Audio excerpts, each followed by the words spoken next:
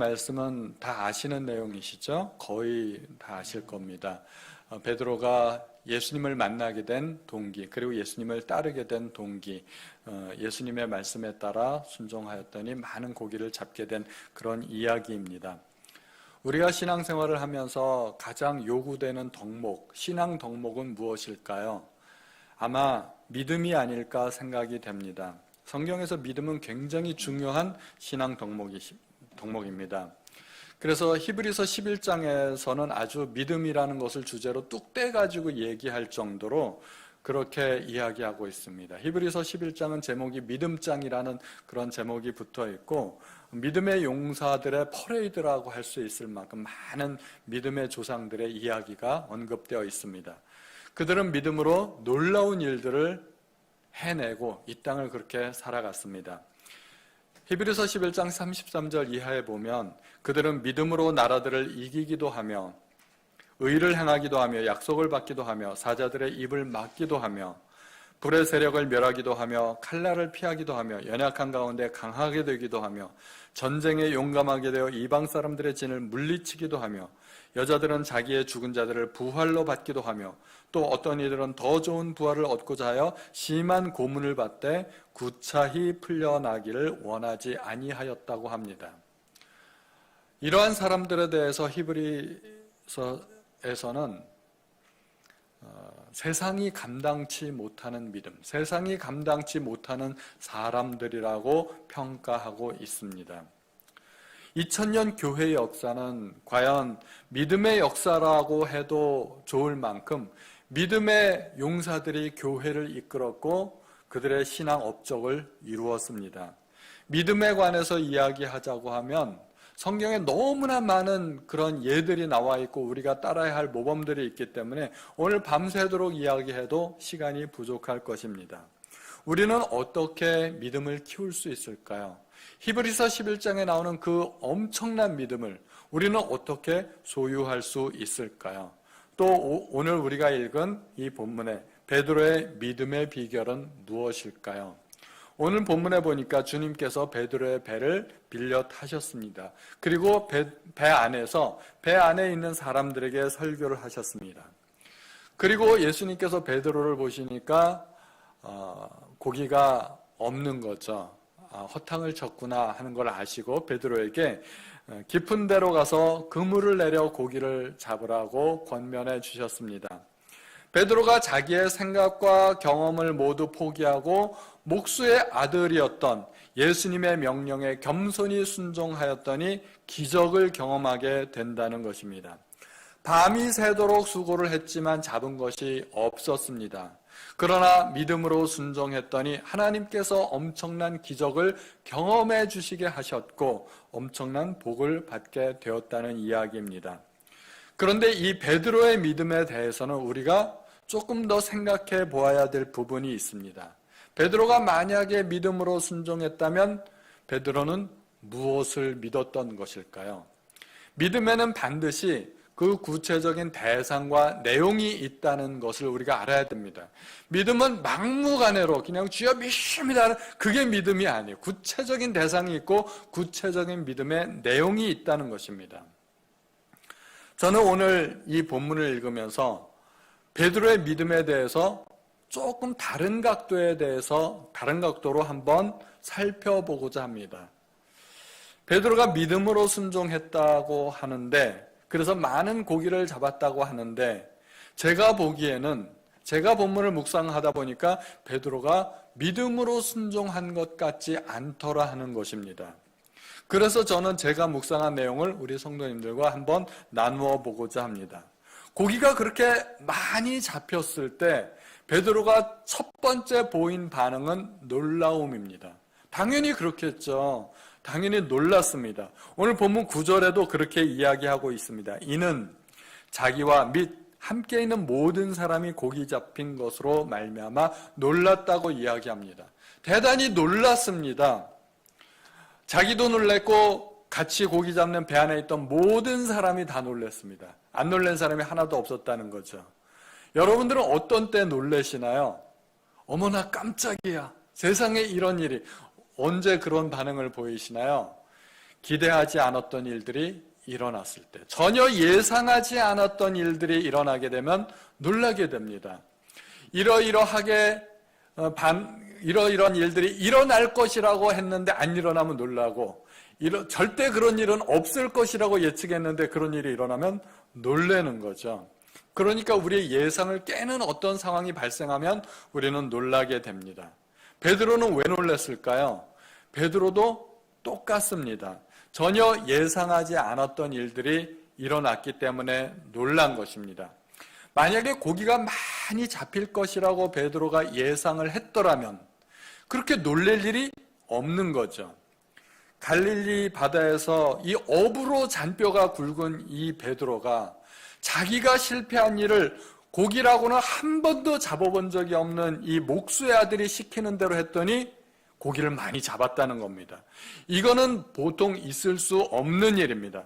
전혀 예상할 수 없는 일이고 상상할 수 없는 일입니다. 그런데 그런 일이 발생했습니다. 그래서 놀라게 된 겁니다.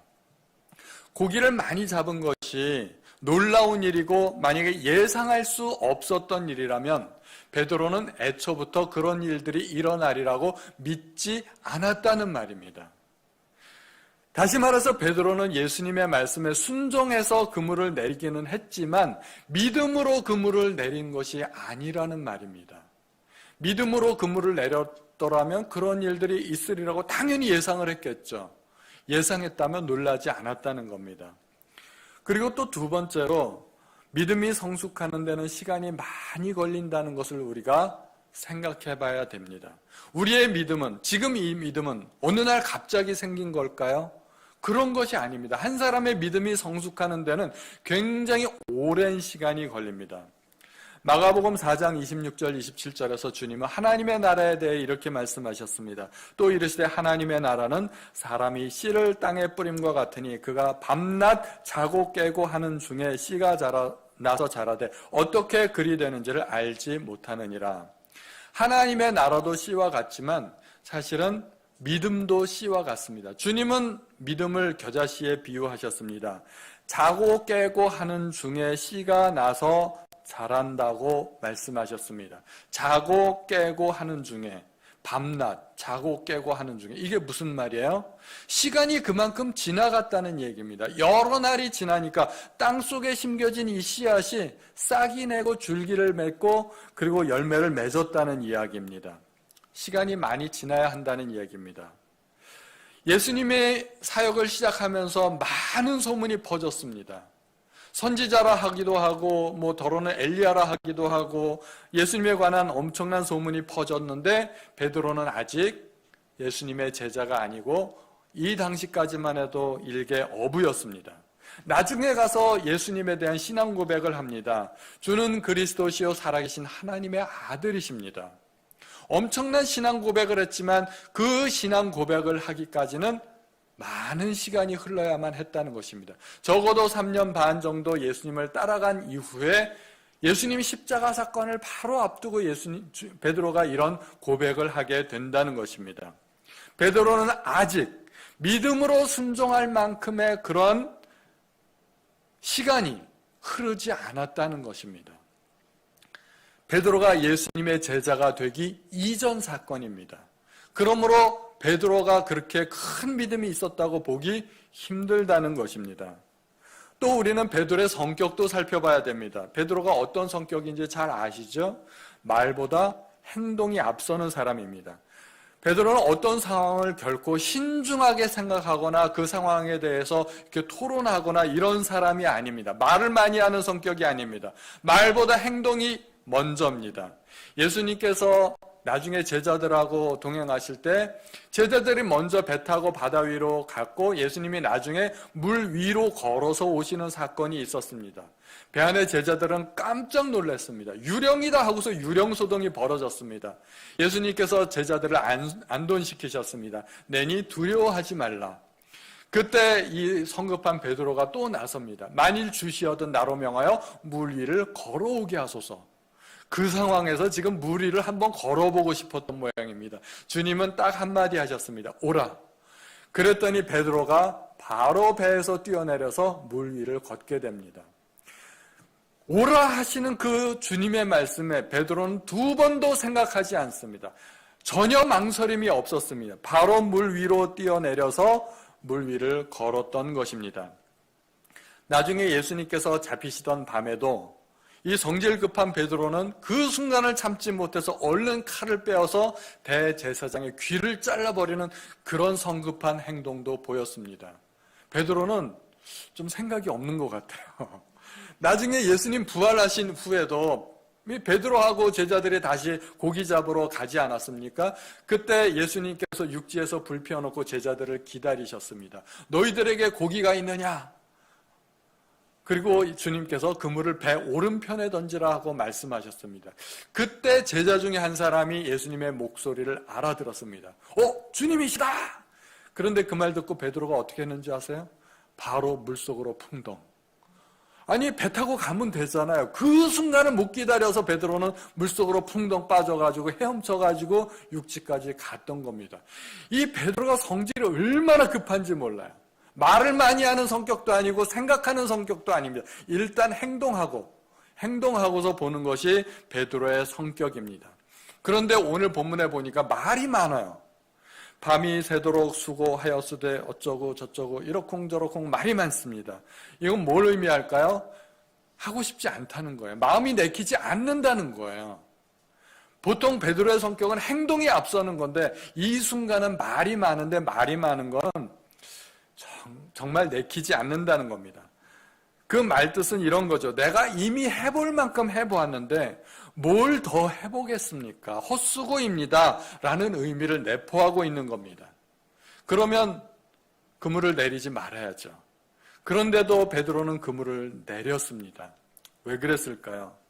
주님은 사역을 시작하자마자 선풍적인 반응을 일으키면서 사람들을 휘몰고 다녔습니다. 제일 먼저 회당에서 말씀을 전하셨죠. 그 놀라운 말씀, 은혜로운 말씀을 인하여 사람들이 놀랍게 여겼다고 했습니다. 권위 있는 말씀이었습니다. 이제까지 그렇게 말씀하는 사람들이 없었습니다. 서기관과 바리새인들도 그렇게 말하지는 않았습니다. 그러나 예수님은 권위 있는 말씀을 전하니까 사람들이 놀랐습니다. 은혜 받았습니다. 그뿐이 아니었습니다. 그 권위 있는 말씀으로 귀신들을 명하니까 귀신들이 쫓겨나갔습니다. 그리고 그 권위 있는 말씀으로 병자들을 고치셨습니다. 그렇게 놀라운 분이 베드로의 배에서, 자기 배에서 말씀을 전하시지 않았습니까? 얼마나 감격스러운 일입니까? 그렇게 많은 사람들이 존경하는 그분께서 자기에게 부탁해온 것입니다. 게다가 어제 저녁에 무슨 사건이 있었습니까? 누가복음 4장에 보면 베드로의 집에 들어가셔서 열병으로 고생하고 있는 베드로의 장모를 고쳐주셨습니다. 이런 상황에서 베드로가 차마 거절하기 힘들겠죠? 많은 무리가 보고 있는데 그 무리가 존경하는 예수님의 요청을 정면에서 거절할 수가 없어서 마지못해 예수님의 요청을 수락해 주었다는 것입니다.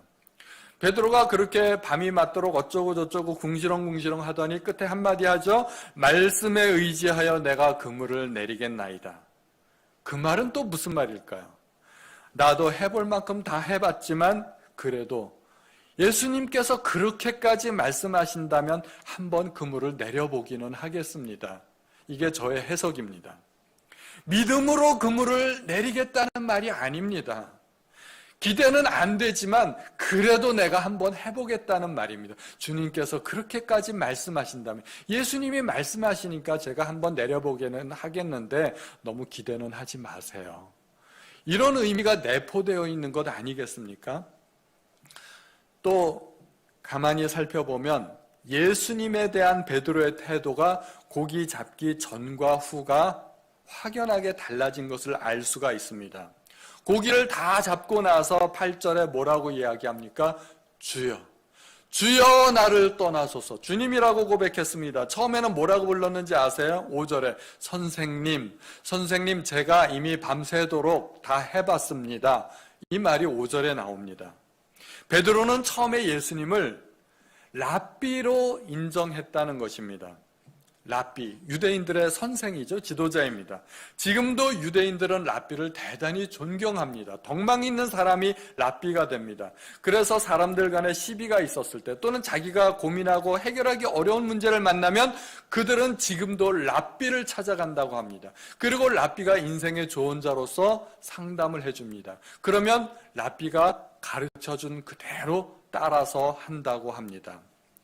베드로는 예수님을 랍비로서 존경하는 선생님으로서 대우하고 있습니다. 그 존경하는 선생님에 대한 예우 차원에서 선생님의 말씀을 순종하고 있는 것입니다.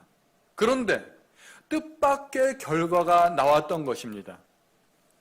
상상하지 못했던 일을 경험하고는 예수님을 다르게 보기 시작합니다. 예수님이 랍비라면 내 인생의 문제는 해결해 줄 수 있겠지만, 내가 어떤 사람과 갈등을 겪고 있는데 그런 문제들은 상담해 줄 수 있지만 고기 잡는 문제를 랍비가 가르쳐 줄 수 있을까요? 그건 랍비의 영역이 아닙니다. 그건 베드로가 전문입니다. 오히려 고기 잡는 영역에 대해서 이야기하자면 베드로가 랍비에게 한 수 가르쳐 줘야 됩니다. 그런데 이 랍비 선생님이 한마디 했는데 그 말씀에 순종했더니 고기가 엄청 잡혔다는 것입니다. 베드로가 깨닫기 시작합니다. 이분은 랍비가 아니구나. 이분은 랍비 이상의 그 어떤 존재이시구나. 그거를 깨닫기 시작하는 겁니다. 그래서 주님으로 고백하게 됩니다. 예수님에 대한 인식만 달라진 게 아니라 자기에 대한 인식도 달라졌습니다. 베드로는 나는 죄인이로소이다 라고 고백합니다. 베드로가 예수님께 무슨 죄를 졌을까요? 혹시 아시나요? 돈 떼먹고 안 갚았을까요? 저는 잘 모르겠어요. 베드로가 예수님에게 무슨 죄를 지었는지. 그런데 베드로가 예수님 앞에 죄를 고백했다는 것은 예수님을 하나님으로 인정했다는 것입니다. 성경에는 모든 사람이 다 죄를 지었다고 이야기합니다. 그 죄는 사람들 상호 간의 죄가 아닙니다. 하나님 앞에 죄인이라는 겁니다. 하나님 앞에 죄인 아닌 사람이 없습니다. 제가 모르는 사람 앞에 그 사람 앞에 저는 죄인이 아니에요. 알지도 못하는 사람에게 저는 죄를 지은 적이 없어요. 그러나 하나님 앞에 죄인이라는 이 선언 앞에서 자유로울 수 있는 사람은 아무도 없다는 것입니다. 베드로가 갑자기 예수님 앞에 나는 죄인으로소이다 고백한 것은 예수님이 누군지를 알았다는 것입니다. 고기 잡기 전에 예수님은 단지 랍비였는데 고기 잡기 후에는 예수님이 하나님으로 보였다는 것입니다. 바울이 그런 사건을 겪은 적이 있습니다. 전도 여행을 하다 루스드라 지방에 갔는데 그 지방에서 이 다리가 불구된 사람이 앉아있는 것을 보았습니다. 일어나 걸으라 한마디 했는데 그 사람이 벌떡 일어나서 걷기 시작합니다. 사람들이 다 놀랬습니다. 생전에 이런 일은 본 적도 없고 들은 적도 없는데 앉은 뱅이가 갑자기 일어나서 걷게 된 것입니다. 이 능력은 사람에게서 나온 것이 아니라 신적인 능력이라고 여겼던 것입니다. 그래서 사람들은 바울더러 제우스라고 하기 시작했습니다. 신이 우리들에게 사람의 모양으로 내려왔다 생각하고 바울과 바나바 앞에 갑자기 절하고 그들을 경배하려고 했던 일들이 있었습니다. 지금 베드로의 상황이 이런 상황이라는 것입니다. 베드로가 예수님을 보니까 신이, 하나님이 사람의 형상으로 내려온 것입니다. 예수님 앞에서 베드로는 그 거룩하신 하나님의 임재를 느끼게 되었고 그 거룩하심에 압도되어서 도저히 견딜 수가 없었던 것입니다. 놀란 정도가 아니라 예수님을 무서워했습니다. 유대인들은 하나님 앞에 사람이 서면 그 거룩하심에 압도되어 사람은 반드시 죽는다고 믿었습니다. 그래서 하나님의 현현을 경험했던 사람들이 다들 두려워했던 것입니다. 구약에 그런 예들이 나와 있습니다. 그래서 예수님은 베드로에게 무서워하지 말라고 말씀하십니다. 베드로는 단지 놀란 정도가 아니라 두려워서 떨고 있었던 것입니다. 하나님 존전에 내가 섰구나.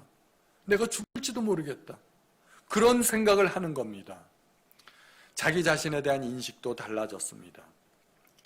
이러한 여러 가지 상황을 살펴보면 베드로는 확실히 고기 잡기 이전과 후가 달라졌다는 것을 우리가 알게 됩니다. 고기 잡기 전에는 믿음이 없어 보이는데 오히려 고기를 잡고 난 이후에 베드로의 믿음이 더 커진 것 같은 느낌을 갖게 됩니다. 베드로가 자기 자신에 대해서, 주님에 대해서 인식이 달라졌습니다. 우리는 믿음으로 순종한다는 말에 많이 익숙해져 있습니다. 우리에게 믿음이 있다면 순종해야 된다는 것입니다. 그 말은 맞습니다. 그런데 우리에게 한 가지 딜레마가 있죠. 믿음이 있으면 순종해야 되는데 우리의 문제는 뭐예요? 믿음이 없는 거예요. 믿음이 없으니까 어떻게 돼요? 순종이 안 돼요. 그러니까 우리의 믿음 없음이 불순종의 핑계가 될 수 있다는 겁니다. 그런데 오늘 본문을 통해서 그 생각을 완전히 바꾸시기 바랍니다. 믿음이 없어도 순종할 수 있습니다. 오히려 믿음이 없다면 더 순종해야 됩니다. 그래야 믿음이 생깁니다. 믿음이 먼저가 아니라 순종이 먼저입니다. 믿음으로 순종한다는 말을 이제는 여러분들 기억 속에서 지워버리시고 순종하면 믿음이 생긴다, 이 말로 바꾸시기 바랍니다. 실제로 그렇습니다. 여러분들은 지금 이 자리에서 믿음으로 예배를 드리시나요? 아니면 예배를 드리니까 믿음이 생기셨나요? 지금 이 자리에 적어도 여러분들은 믿음으로 예배를 드리시는 분들일 겁니다. 예배가 얼마나 소중한지를 알고 내가 하나님 앞에 예배를 드리지 않고는 내가 견딜 수 없다 해서 이 자리에 나오신 분들일 겁니다. 그러나 그 믿음이 처음부터 여러분들에게 있었나요? 여러분들이 처음 예수 믿기 시작했을 때, 누군가의 전도에 의해서 예배당에 마지못해서 나와 있었을 때, 그때도 믿음이 있으셨나요? 그때는 믿음 없으셨잖아요. 우리에게도 믿음이 없었던 시절이 있었다는 것입니다. 아무리 큰 믿음을 가진 사람도, 목사도, 선교사도, 장로님들도 처음에는 믿음이 없었던 시절이 있었다는 것입니다. 그런데 어떻게 믿음이 생겼나요? 마지못해서 예배에 나왔지만 나와보니까 뭐 괜찮은 것 같고, 사람들과의 만남도 주고 괜찮고, 뭐 어느 교회에서는 예배 끝나고 맛있는 식사도 주고, 그러니까 교회에 적응하기 시작합니다. 교회에 나오면서 예배 드리고 성경 공부하고 교회 프로그램을 따라가다 보니까 믿음이 자라게 된 겁니다. 지금 우리는 믿음으로 예배를 드리지만 과거에 우리는 예배를 드리면서 우리의 믿음이 성숙해 왔다는 것입니다. 예수님께서는 믿음을 겨자씨 하나에 비유하셨습니다. 겨자씨는 너무 작아서 모래알 하나하고 비슷해 보입니다. 모래 하나라고 겨자씨하고 같이 놓고 보면 어느 게 겨자씨고 어느 것이 모래알인지 구분이 잘 되지 않을 정도입니다. 그러나 땅속에 들어가면 다릅니다. 겨자씨가 땅속에 들어가면 나중에 큰 나무가 되어 공중의 새가 깃들일 정도로 그렇게 자라게 됩니다. 우리의 믿음도 성숙할 수 있다는 것입니다. 겨자씨만한 믿음도 땅속에 심어주고 물 주고 거름 주고 잘 가꾸면 싹이 나고 자라고 큰 나무가 된다는 것입니다. 어떻게 그렇게 할 수 있을까요? 우리의 믿음은 어떻게 그렇게 자랄 수 있을까요? 바로 순종입니다. 믿어지지 않아도, 내 생각과 내 경험과 달라도 그것이 하나님의 말씀이라면 한번 순종해 보는 것입니다. 하나씩 둘씩 순종하다 보면 내 마음속에 그것이 맞구나 하는 것을 깨닫게 되고 알아가게 되고 하나님을 더 많이 신뢰하게 됩니다. 그 순종이 쌓여서 나의 믿음이 자라고 나를 변하게 만드는 것입니다. 베드로가 정말 믿음으로 순종했는지 믿음이 없는데 그 순종했는지 그거는 잘 모른다 할지라도 어느 누구도 부인할 수 없는 사실 한 가지가 있습니다. 그는 예수님의 말씀에 순종해서 깊은 데로 가서 그물을 내렸고 기적을 경험했다는 것입니다. 믿음은 알 수 없지만 순종은 눈에 보이지 않습니까? 그리고 그는 하나님의 아들을 만나게 되었습니다. 그리고 예수님의 제자가 되었다는 것입니다. 하나님께서는 때로 우리에게 믿음을 요구하시지만 또 때로는 믿음과 상관없이 순종을 요구하시는 경우가 있습니다. 이럴 때 순종을 잘 해야 됩니다. 주님도 제자들에게 주로 믿음이 없음을 책망하셨습니다. 그러다가 믿음이 큰 사람을 만나면 칭찬하셨습니다. 그런데 이 믿음이란 것이 생각대로 잘 안 됩니다. 우리는 큰 믿음 갖고 싶지 않습니까? 저도 바울과 같은 믿음 갖고 싶고 모세와 같은 믿음 갖고 싶은데 그게 제 마음대로 안 됩니다. 여러분들은 마음대로 되시나요? 큰 믿음 갖고 싶다고 큰 믿음 되고 믿음 작은 믿음 갖고 싶다고 믿음 작아지고 이런 사람을 본 적이 없어요. 믿음은 우리 뜻대로 안 됩니다. 그런데 순종은 믿음과 상관없이 됩니다. 왜 그럴까요? 순종은 믿음의 문제가 아니고 내 의지의 문제이기 때문입니다. 하려고 마음만 먹으면 할 수 있다는 겁니다. 우리가 불순종하는 대부분의 원인은 믿음이 작아서가 아닙니다. 하고 싶은 마음이 없는 거예요. 순종하고 싶지 않기 때문에 불순종하는 거지 믿음이 없어서 불순종하는 경우는 거의 없다는 것입니다. 베드로는 어땠을까요? 베드로도 믿음으로 순종한 게 아닙니다. 적어도 제가 보기에는 그렇습니다. 예수님께서 깊은 데로 가서 그물을 내리라고 말씀하셨을 때 베드로는 믿음이 없었습니다. 그리고 사실 순종하고 싶은 마음도 없었습니다. 어제 밤새도록 이미 다 해본 거 아닙니까? 자기가 어부 아닙니까? 갈릴리의 지형도 알고 물고기의 종류도 다 알고 고기 잡히는 시각도 다 알고 자기가 그곳에서 태어나 자랐는데 이미 그물 다 걷어가지고 씻어놓은 상태인데 또다시 헛수고하고 싶겠습니까? 그런데 예수님이 어제 저녁에 베드로의 장모의 열병을 고쳐주시지 않았습니까? 예수님은 베드로를 위해서 아무런 대가 없이 좋은 일을 해주셨습니다. 그리고 배 안에는 여러 사람들이 예수님의 말씀을 듣고 은혜 받았습니다. 그 예수님께서 또 좋은 의도로 도와주시겠다고 그물 한 번 더 내려보라는데 베드로가 여기서 부인한다면 난 그렇게 못해요 라고 말한다면 갑자기 분위기에 싸해지는 거죠. 줄여서 갑분싸라고 얘기하더라고요. 갑분싸 되는 겁니다. 얼마나 썰렁하겠습니까? 베드로가 나쁜 사람 되는 겁니다. 그렇게 분위기 싸하게 만드는 거는 나쁜 일이죠. 베드로가 분위기상 어쩔 수 없이 한번 내키지는 않아도 그물을 한 번 더 내려보기로 결정했던 것입니다. 어차피 어제 밤새도록 내려본 것인데 그게 한 번쯤 더 고생한다고 뭔 그 큰일 나겠나 이 생각이 들지 않겠습니까? 마음만 있다면 얼마든지 할 수 있는 일입니다. 그 일이 베드로에겐 그렇게 어려운 일이 아니라는 것입니다. 평생 해온 일입니다. 그걸로 먹고 살았던 것입니다. 그거 못하겠습니까? 그래서 한 겁니다.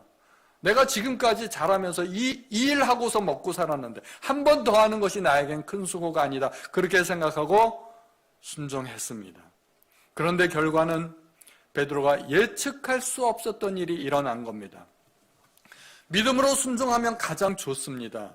그런데 믿음이 없으면 어떻게 합니까? 그러면 순종할 수 없습니까? 그렇지 않다는 겁니다. 그래도 순종할 수 있습니다. 주님의 명령은 그렇게 어려운 것이 아니라는 것입니다. 마음만 먹으면 얼마든지 할 수 있습니다. 주님이 만약에 우리에게 불가능한 명령을 내리셔서 내가 그것을 순종할 수 없었다면 그건 주님 잘못이죠. 그런데 주님은 그런 명령을 한 번도 하신 적이 없다는 겁니다. 주님의 명령은 기껏해야 어부에게 그물 내리라고 하는 건데 그거 뭐 어렵겠습니까? 그런데 제가 하나님 앞에 정말 감사한 것이 하나 있습니다. 말씀을 통해서 깨달은 비밀 한 가지. 나에게 큰 믿음은 없지만 그럼에도 불구하고 순종했을 때 믿음으로 순종하나 믿음 없이 순종하나 결과는 같다는 겁니다. 결과에 있어서 차이가 없습니다. 예를 들어서 우리가 내비게이션 켜고서 길을 찾아갈 때 내비게이션 믿고 따라가나 안 믿고 따라가나 결과는 똑같습니다. 차이가 나지 않는다는 겁니다. 어부에게 그물 한 번 내리라는 게 그다지 어려운 명령이 아니라는 것입니다. 베드로가 눈 한 번 질끈 감으면 얼마든지 할 수 있습니다. 그러므로 믿음이 없다고 불평할 것도 아니고 하소연할 것도 아니고 주눅들 것도 아닙니다. 어떻게 하면 됩니까? 순종하면 됩니다. 큰 믿음 가진 사람이 순종하는 거나 믿음이 없어도 순종한 것이나 결과는 똑같다는 겁니다. 결과가 같습니다. 차이가 없습니다. 순종이 답입니다. 우리의 삶에 있어서 순종이 요구될 때가 있습니다. 제가 재민이한테 너 지금부터 게임해라. 그러면 재민이가 입이 찢어져가지고 아주 기뻐하며 신나게 순종합니다. 그게 순종일까요? 성경이 말하는 순종은 그런 순종이 아닙니다. 내가 좋아하고 내가 잘할 수 있고 내가 하고 싶어 하는 거, 하고 싶어 안달이 나 있는 거, 그거 하라고 하면 그런 부분에서 순종을 말할 필요가 없다는 겁니다. 그런 부분에서는 순종을 논하지 않습니다. 시키지 않아도 합니다. 마음에 안 내키고 이해도 안 되고 믿음도 없고 하고 싶지 않은데 바로 그때 순종이 요구되는 것입니다. 아이들한테 이제는 게임 그만하고 공부해라 라고 말을 하면 그때 비로소 순종이 요구된다는 것입니다. 그게 순종입니다. 하나님은 우리에게 복 주시기 원하시는 하나님이십니다. 그 복은 믿음으로 얻어지는 게 아닙니다.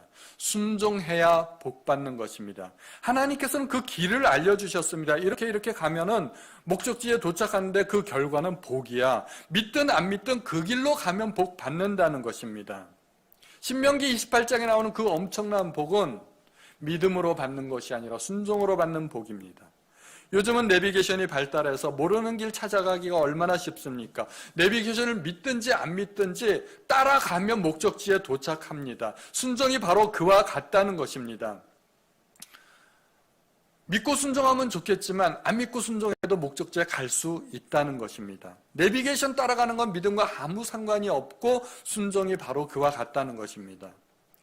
우리가 믿음이 없어도 얼마든지 하나님의 말씀에 순종할 수 있고 순종해서 목적지에 도착하면 엄청난 믿음이 자라게 되고 또 복받는 길이라는 것입니다. 우리 교회가 성도님들께 요구하는 것이 있습니다. 그러한 것들을 하나님의 음성으로 들으시기 바랍니다. 혹시 하나님의 음성을 어떻게 듣는지 궁금하세요? 첫 번째는 말씀을 통해서 듣는 것이 맞습니다. 그것이 첫 번째입니다. 그런데 나는 남들이 듣지 못하는 신비한 음성을 내가 들은 적이 있다. 하나님의 음성을 들은 적이 있다. 그러신 분 계신가요? 그러신 분들은 빨리 이비인후과에 가보셔야 됩니다. 하나님께서는 그렇게 귀에 직접 대고 말씀하시지 않습니다. 그래도 주장하고 싶으신가요? 난 그래도 들었는데 그렇다면 이비인후과가 아니라 정신과에 가보셔야 됩니다. 하나님은 그렇게 말씀하시지 않아요. 하나님은 교회를 통해서 말씀하십니다. 교회가 그리스도의 몸입니다. 그리고 예수님은 교회의 머리 되십니다. 그러므로 교회를 잘 따라가는 것이 그것이 주님 따라가는 길이라고 생각하시면 됩니다. 교회에서 여러분들에게 요구하는 것이 있죠. 기본적으로 예배가 있습니다. 주일 예배, 금요 예배도 있습니다. 또 수요일은 온라인 성경 공부도 있습니다. 또 여러분들에게 구역 모임 참석하라고 합니다. 큐티 강조하죠. 성경 통독 강조하죠. 이런 것 다 하나님께서 나에게 요구하시는 것들이구나. 이렇게 받아들여도 전혀 하자가 없다는 것입니다. 마음만 있으면 우리가 할 수 있습니다. 그렇게 순종하다 보면 우리는 성숙합니다. 믿음만 성숙하는 것이 아니라 그렇게 따라가면 사실은 복받는 삶을 살게 됩니다. 그러한 모든 것들을 다 따라하기가 번거로우신가요? 부담스러우신가요? 사실 쉬운 일은 아닙니다. 근데 제가 여러분들에게 할 수 있다고 말씀드리는 게 이유가 있어요. 저도 해보니까 할 수 있어요.